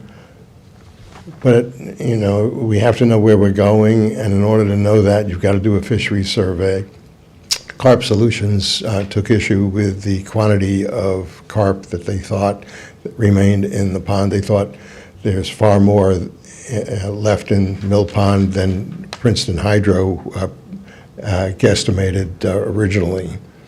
And so it's very important, I think, that when Carp Solutions comes in, that they have an understanding and knowledge that they can fish out as many carp as they can possibly get. Chris Pickrell of Cornell Extension, that Scott has involved in the project, has indicated he thought that we should get out all of them if we could. We certainly, that is the goal. And that last year's event was pretty good. They got about 6,000 pounds out. They're bringing more nets this year, so they should be able to get out more. And I hope that, and while I haven't seen the contract and I don't know, but I would hope that they don't have any limit on the amount of fish that they can take out of there when they come here on this event. Do they? I don't think there's any limit. I don't I remember. mean, seeing a I limit. think there's a time limit. Time limit, That but they not can fish fish. But my understanding is if they're catching, 10,000 pounds a day, I would implore them to take as many as they can, just like you said. I mean, Okay, and- all the sense. I mean, and- I wouldn't want to put a pound limit on them. I'd rather put a time limit and have them fish as many days and harvest as much fish out of there as they can in those days. Well, that's what they're intending to do, I think, Ed. And the idea is that they should be paid, they were paid before on a pro rata basis on the amount of poundage, and I think that that should continue. So if they're able to get more than the 6,000 pounds that they got last year, that on a pro rata basis, they should be able to be paid for whatever they get out of there. I don't know what the funding is available. Well, that's how it was written last year. Yeah. I know if they went under, they were only going to get. Under, they were going to be cut by on a pro Yes, rata basis, so- but if they go over, I think they should get as many as they can Yeah, out. and I That's think the goal. we were talked about making amendments on the plan anyway. Yeah, I mean, because we weren't so successful with floating islands, and then there was discussion about harvesting the lily pads, and, it goes on and on. But I think that, you got ahead of steam, you got some momentum moving Right. now. And And you On the- with success last year, Yeah. so let's. Scooting to the issue of lily pads, Chris Pickrell did an analysis of the amount of nitrogen and phosphorus in the shoots and the pads. We're not going to be removing the rhizomes, so that every year we'll have more growth coming up from the rhizomes of shoots and pads. And it's indicated in this memo as to how much he's figured that they contain. They did a real analysis, laboratory analysis on them. He sampled them and wrote it up. And he feels that while there is no analysis comparison available for the removal by lily pad removal versus, say, any vegetation that would be on floating wetland islands, that there's no reason to believe that they wouldn't be the same amount. But we have at hand a large area of acreage of lily pads that we can approach and remove, and at a far less cost than doing floating wetland islands. So it would be far more cost-effective means of removing the nutrients, primarily phosphorus and secondarily nitrogen, if we were to remove the shoots and pads from lily pads. thing that is outstanding, and I don't know where it is. I know that you would have to be able to transfer funds from other things that were approved by CPF, such as the floating wetland islands, to the removal of lily pads, which can be done for as minimally as $10,000. So that's going to be far less costly than doing floating wetland islands. We could get a big hunk of tonnage out of lily pads and thus phosphorus, which is the primary limiting nutrient that causes algal blooms. And as you know, Mill Pond, along with Lake Agawam, have annually been cited by DEC for toxic blue-green algal blooms, cyanobacteria. We live in a condition where we had at one time a beautiful pond where people could swim, and lots of recreation was conducted in the pond, and we had fishing contests there every weekend by 2 different clubs for largemouth bass. Those are all gone. Can't do it now. But we're on the way. We have this remediation and restoration plan, and in a couple more years, I think we can look forward to being able to restore to that level. That's the goal, but we have to stay on it. So I think we have a few short weeks, I think, before the lily pads go down, and I think we should do everything that's possible to come up with the $10,000 required to remove a large quantity of them now. I hope you can do that. Is that possible, do you think? I was talking to James about this earlier today, about getting whatever paperwork necessary to take a shot at that. Yeah, I'll contact CPF and see what they need. Yeah, but we need a contractor with a harvester to get in there. He's got they have a recommendation, I think. We had a recommendation. There's someone on the pond who has a relative who's in the game, and he's like to help out because he'd like to help his cousin out. He would stay with his cousin. He would move his boat down here. He would do it at 10. I think if you did it, and if you could get quotes quickly from anyone else, you'd see that this is probably half or less of what anybody else would charge to do Lake this. Agawam already does it, so we would have a cost basis on what it would cost them, correct? Excellent. We'd have to go through procurement process and whatever CPF, amendment process and get approvals from committee or town board, and we could certainly, try. Well, time is of the essence. Try. Time is of the essence because the lily pads will die back, and the goal is to get them before they die back and return those nutrients to the sediment in the pond. I think it's a good point that, we did struggle with the floating islands, and if it's going to have the same goal at a much more cost-effective break point, at better results, I think it would work easier for the trustees. And no, don't take this in any other way than I intended. If I can be of any help by coming in and working here for zero to help tidy up some of these loose ends so that we can, with whatever committees are required, whether it's CPF or whether it's water quality or whether it's town board or whatever it need be, the legal department, to make sure that this opportunity to get the lily pads out this year is not missed. I would be happy to do so. I mean, my view is that, it's welcome. If you got like a working group going, I know you and I have been in several Zoom sessions with them over this. You have a very engaged working group, and I think that especially when you're dealing with, things that are community preservation fund related, I think the community support is very, very important, along with the science. And I think that you have both of those components. And I think that the most effective way we work together to present that, I think is really the way to go. So, I mean, my perspective is, I think keep everybody engaged and moving forward. And if you can get whatever the, dotting of I's and crossing of T's needed. I'll find out the process, that's all. And I know this is your project, so you can, whatever, I'll help you, whatever we got to do. Steve, if you can get your contractor person to give us a price quote on a daily basis of work, so we have some kind of... Why don't we consult with the comptroller's office first to see exactly what we're going to need to comply with, and then we'll advise Mr. Abramson of what we need. Steve will advise Steve what we need, and then we'll take it from there. That way we're following every protocol that we have to, since it is Community Preservation Fund project. There are different strings attached. to Correct, it. so let's dot every I and cross every T, because, and Chris has done a very good job. He's got a pilot program going on for us right now with vegetation, and he's got skin in the game now as well, and I think that's I was great. going to mention that. That's a point that Chris Pickerel of Cornell Cooperative Extension has a pilot program now to grow littoral vegetation. If the plants survive, then we can deem it a success, then it can be expanded on the pond, and it would have to be in conjunction with the elimination of carp, which otherwise would consume these plants.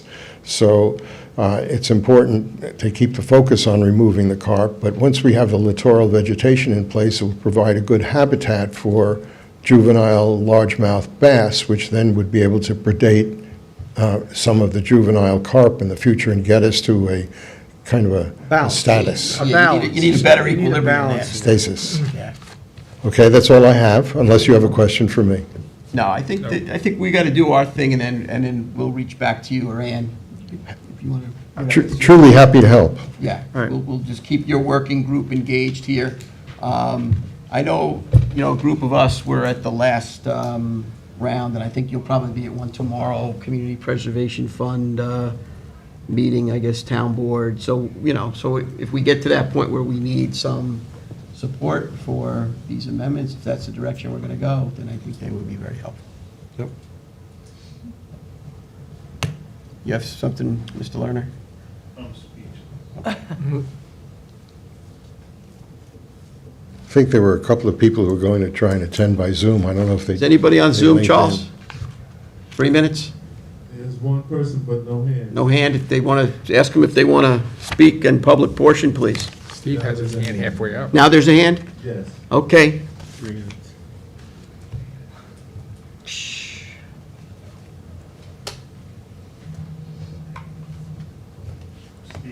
Bob Backus.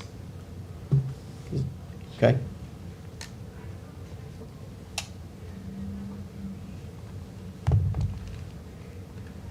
Thank you. Thank you. Thank you, Steve.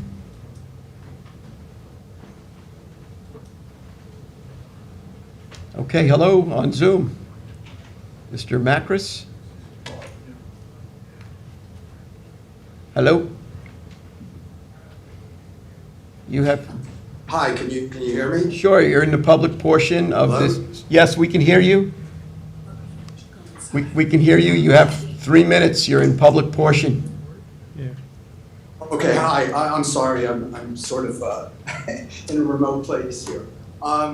So this is Bob Macris. I live on Mill Pond. I'm one of Steve's neighbors, and I won't take 3 minutes. I just wanted to reiterate, the importance of what Steve has said regarding the lily pad removal. And I'm hoping that, those funds can be diverted in a timely manner to get that done. And I just want to thank also, all of the trustees for their work,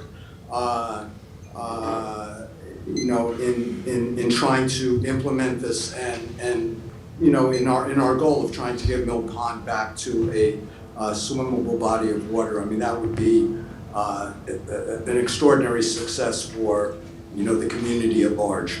So anyway, that's all I want to say. Thank you very much. Okay, thank you, sir. Have a good day. Thank you. Okay, is there anybody else in public portion, Charles, that would like to speak before we move on to our resolutions?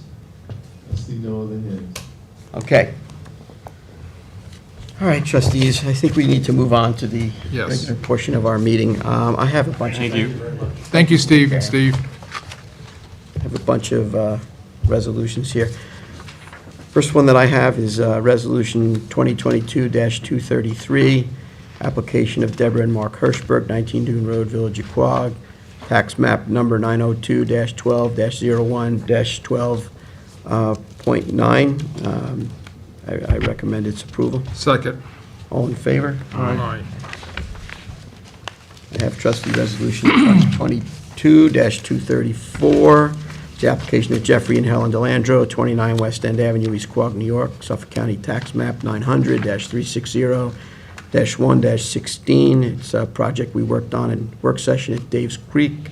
At this point, I recommend its approval. Second. Seconded, Trustee Warner, all in favor? Aye. Aye. I have Trustee Resolution 2022-235. First renewal of the Hampton Point Association, number GP 000317. I recommend its renewal. Second. Second, Trustee Pell, all in favor? Aye. Aye.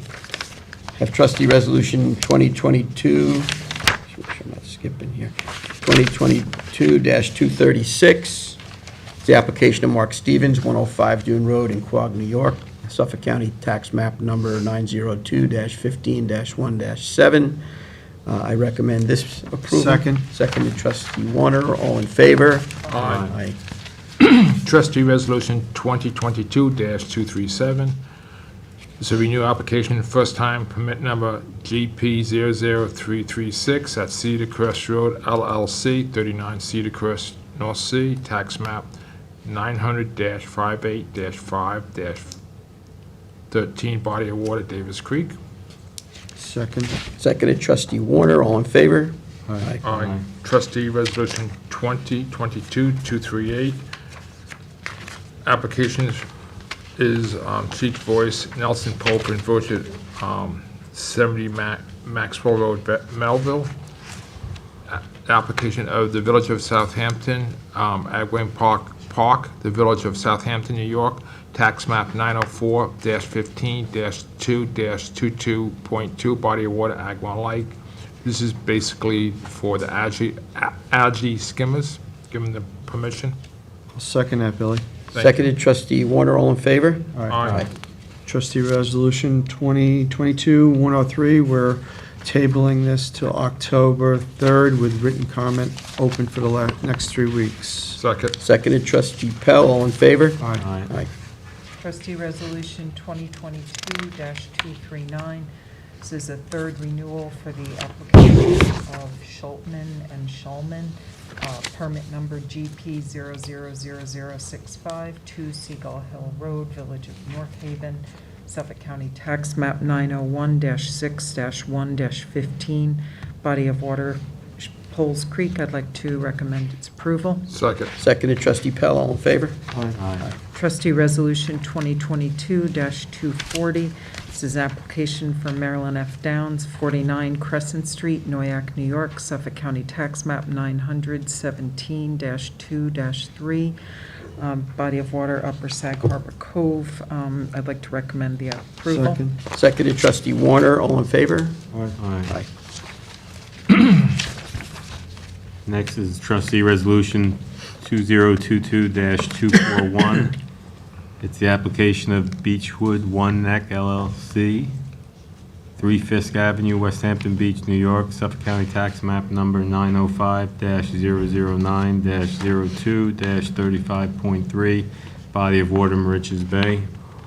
I'd like to move to have that accepted. Second. Seconded, Trustee Warner, all in favor? Aye. Aye.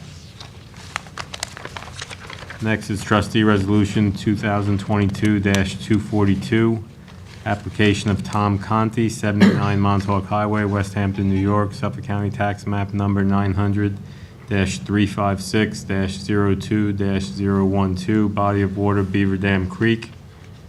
Second. Seconded, Trustee Warner, all in favor? Aye.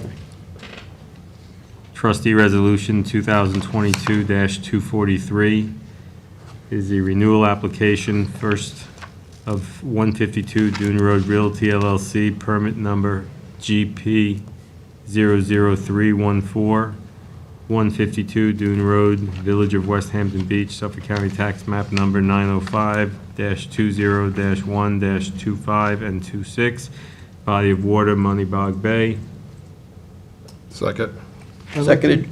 I'd like to make a comment. This is Moneybog Bay where some other contractors have decided and consultants have decided not to get permits from us, but this person did get a permit and do everything the right way, so I'm in favor of it, so I'll vote for He it. did get a permit as appropriate, so it was Right. seconded by Trustee Yep. Pell, duly noted by Trustee Warner, all in favor? Aye. Aye. Next is Trustee Resolution 2022-244. application of Reeves Bay Marina LLC, 60 Bay Avenue, Flanders, New York, Suffolk County Tax Map Number 900-147-02-11.1, body of water Reeves Bay. I'll second it. Seconded, trustee Warner, all in favor? Aye. Okay. So, what do we have? I have trustee resolution 2022-225. This was a prior tabled Blue Book amendment that I believe the verbiage has been cleaned up at this point in time. Yeah, the Scrivener's error has been eradicated. Okay.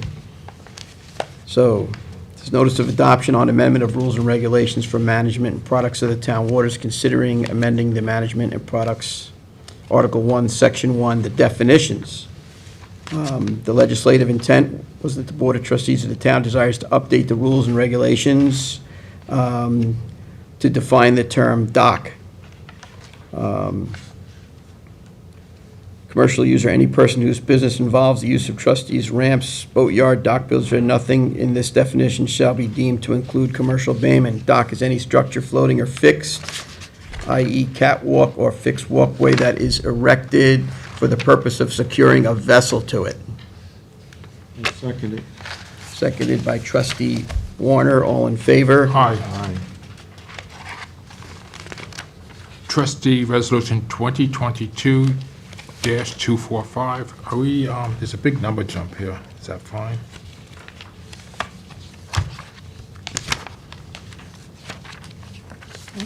Well, the other one was Was tabled? I think it was tabled, and then we moved it to this meeting. The one before that was 244. So that's, you're right. Yeah. That's 245. So that's not again, 2022-245, amendment to adopt budget for legal fees for the year of 2023 or 2022? 2022. Yep. I'll second it, Billy. Seconded by trustee Warner, all in favor? Aye. Aye. Okay, so I have trustee resolution 2022-246. We had a notice of public hearing for the management and products of the water, considering amending the management of our Blue Book. Update the rules. Let me get to the bottom line here. Rules and regulations for the management and products of the waters of the town of Southampton hereby amended by deleting the matter stricken through and adding the underlying words as follows.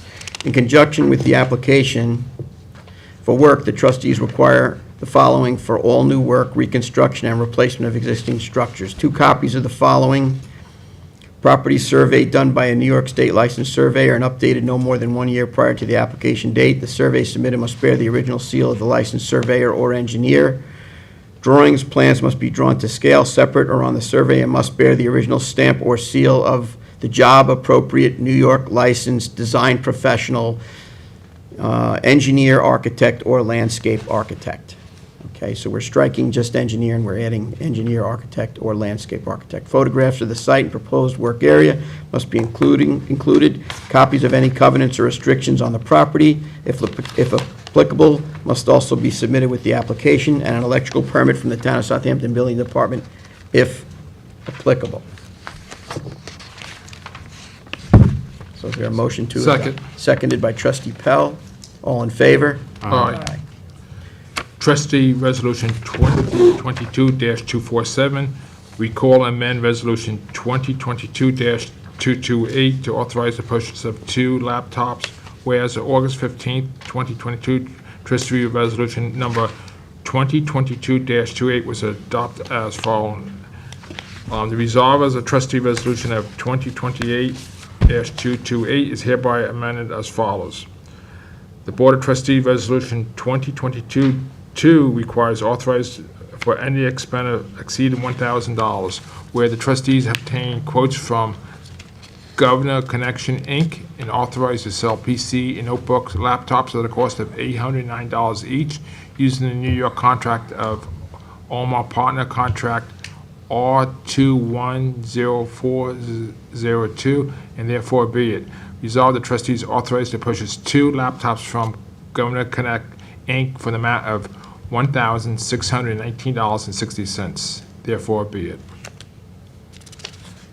Further resolved, the source of funding should the trustees supply of GL SN-99-8790-006425-000 an amount of not to exceed $1,619.60. Second. Seconded, trustee Warner, all in favor? Aye. Okay, I have trustee resolution 2022-248. It was a resolution authorizing the president of the board to sign all settlement docs to settle Stroud versus Village of West Hampton Dunes. I'm going to table that at this point in time. Second. Seconded, trustee Pell, all in favor? Aye. Trustee Resolution 2022-249. This is to authorize the opening of Mecox Bay and Sagaponack Pond. This is an extension of our opening language so that we can open between today, September 12th, and the beginning of piping plover season, April 3rd, 2023, either Sagaponack or Mecox Bay. I'd like to recommend its approval. Second. All in favor? Aye. Aye. Trustee Resolution 2022-250, warrant number 13 of 2022 for the trustees. Recommend the review of the town comptroller the following vendor payment warrant 13 to be approved, amount of $33,932.84. One mountain check was issued for $8,076.01 payable to Dime Bank for credit card. And the list goes for Anderson Tool, $1,400, Dime Community Bank, $2,453.45, Law Office of Con and Con, $10,438, Call Ahead, $50, Dealana and Coal and Stone, $14,130, Fisher's Sign, $240, W.W. Granger, $291.12, Home Depot Credit Service, $140.54, Joseph Labata, $2,400, PSEGLI, $57.20, Riverhead Bone Supply, $516.80, Suffolk Brake Service, $1,139.72, and W. Mason Company, $676.01, total of $33,932.84. Okay, I'll second. All in favor? Aye. Okay. Now we broke. No, we're not broke. We got plenty of room, buddy. We're good. That $1,400 bill for Anderson Tooling was the clam Clam gauges. gauge, very that we get, important. Every couple Now, of years. We do have another exec session that's scheduled for 7 minutes, but I did want to let the board know that while we were going through the public hearing, we had another vessel wash up on the beach, but it appears that it's in the Suffolk County Parks area, similar to where the 32-footer washed up the day that we hand dug the Cox open.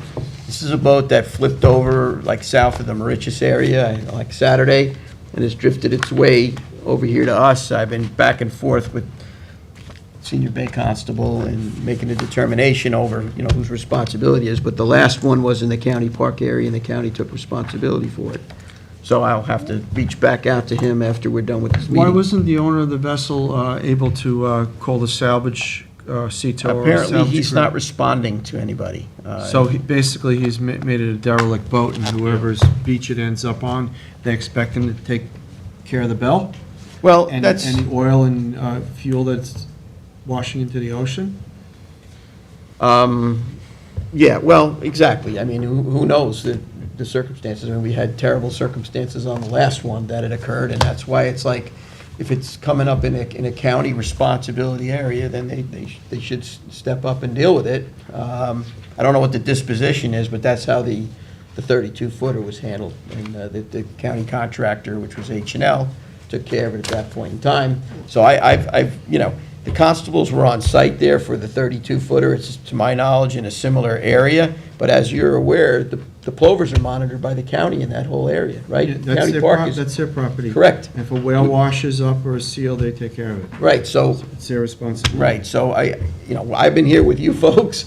I've provided phone numbers to make some calls so that we could stay engaged in our public hearing and everything we've had going on here today, and I'll get an update from them after we're done with the meeting. Does the Coast Guard have a report of a vessel in distress, or what's the Well, yes, scenario? this goes back to last Saturday. Yeah, there was a report of a vessel. Just drifted down. distress. It's just drifting down the It was beach. an incident that occurred on Saturday. I don't know what the protocol is for the Coast Guard to go grab these things before they become on the beach and these sort of problems. And break But, apart and become a... yeah, navigational hazard, Someone hits dangerous, it. and so on and so forth. So I don't, I was here with you as this is all going on. Our constables are there managing it. We'll get more details, and I'll fill everybody in as we get the details. Yes, I have one more thing. You do. Yes, something very, very important. Ed missed the meeting, he was delayed this morning, but we should talk about the boat ramps. Yes. So, Good memory. I have it Yes. jotted down, it was my, yes, yeah, very important. I've gotten a cost proposal from an engineering company to, draw plans and You have get those? permits for 3 of our boat ramps, Corwin Lane, Peconic Road, and Pine Neck Road landing in Noyak.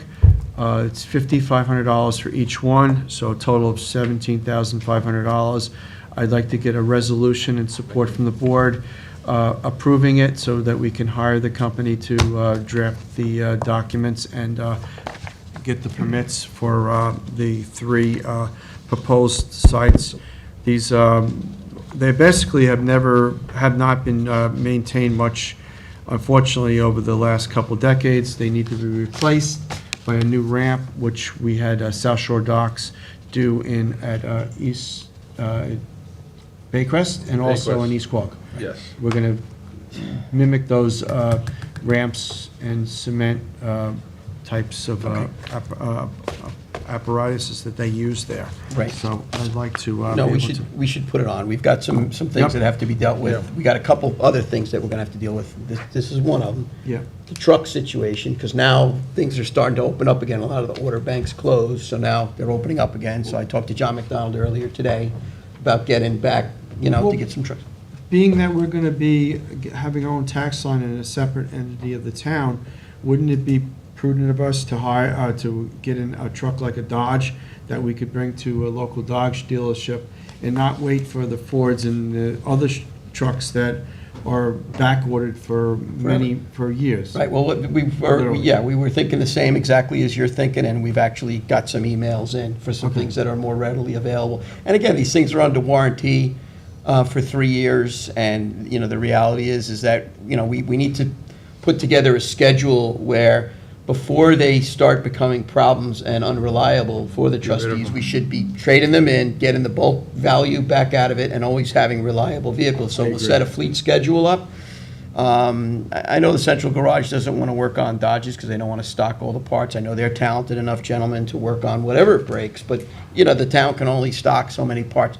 But at the end of the day, when you can't get trucks and you have to provide services, you kind of roll with what you. There is a Dodge dealer in Riverhead and one in Southampton. There so is. It's not like we're Right. driving up the island to get a truck The fixed. vehicles are under warranty, so we're getting all this information in on that. It's all coming in now. So we're gonna have some resolutions for that, resolutions for the ramps. We gotta get electric down on South Bay Avenue. We've gotta get electric to run compressor for, the. Ice heaters. Yes, ice heaters.